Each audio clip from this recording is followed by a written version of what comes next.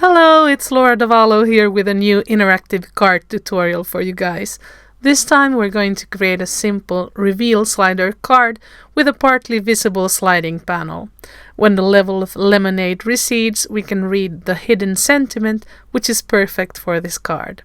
I've temporarily adhered the mason jar mug and a faux stitching rectangular die to a piece of cardstock covered with patterned paper from the colorful canvas paper pad, and now I'm going to run it through my die cutting machine.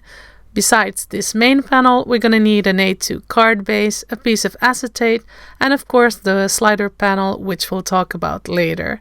So we're going to adhere the mug silhouette to the card base, then the acetate goes on top, and we can't forget about the handles inside piece.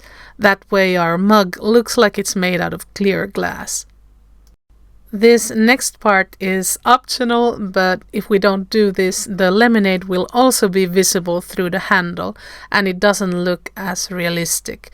If you don't care about that, then you would just adhere the complete mug to your card base later on.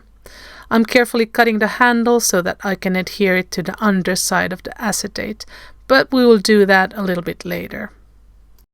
For the sake of time, I'll just use my 1-inch hole punch to cut a notch in the panel, and then I'll stamp the word pull from the interactive label set on it with extreme black hybrid ink. This is probably my most used sentiment ever.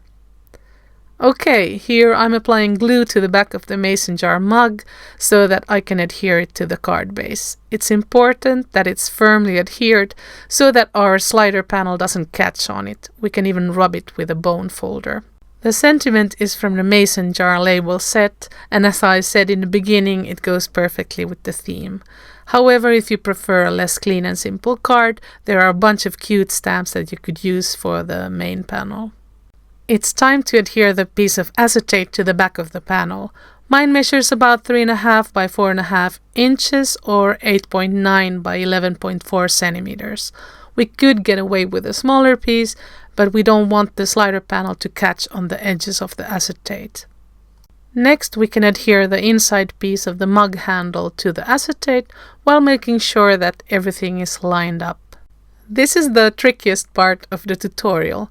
My sticker maker ran out of adhesive, so I'm using a piece of thin stick-it type double-sided adhesive to add some invisible stickiness to the front of the mug handle.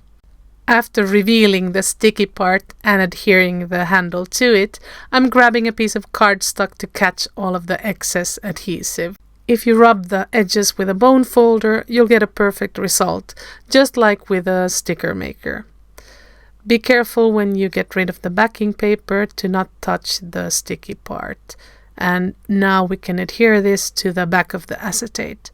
Later we'll add some clear tape over the edges just to make sure that the slider panel doesn't catch on them. And here I'm just making sure that the mug handle is aligned nicely and that the sliding panel isn't visible behind it. Next, I grabbed a couple of COPIC markers B02 and BG11 to color around the mason jar mug silhouette. Off camera, I added foam adhesive to the back of my panel, putting a couple of horizontal pieces to act like stops where I wanted the level of lemonade to be. And now we can add tape to all of those dangerous edges so that the sliding panel can move perfectly. This is the size of my slider panel, but the measurements of course depend on your strips of foam tape. The logical thing is to first add the tape and then measure the available space, but you could of course cut the panel first and use it as a template to adhere your foam tape around it. I cut the final version out of smooth white cardstock, and here I'm ink blending it with butterscotch and lemon drop premium dye inks. Off camera, I later added water droplets and let it dry. I've already peeled off some of the backing tape and I'm ready to adhere the panel to the card base. Go slowly to align the panel with the mug shape as well as possible. Now we can get rid of the rest of the backing and insert the slider panel in its place. I could have complicated the card a little bit more by adding strips of cellophane so that you wouldn't be able to pull it out completely, but it isn't really necessary, and it's easy to insert in its place again. but you can round the corners to make it even easier. All that's left to do is to adhere the little notch to the sliding panel and to decorate the card, which I did off camera, with a couple of clear enamel dots, a slice of lemon, and a nice red and white straw. As always, you'll find a list of all of the MFT supplies and measurements in the description box below. Thanks for watching. Bye bye. Hasta la próxima.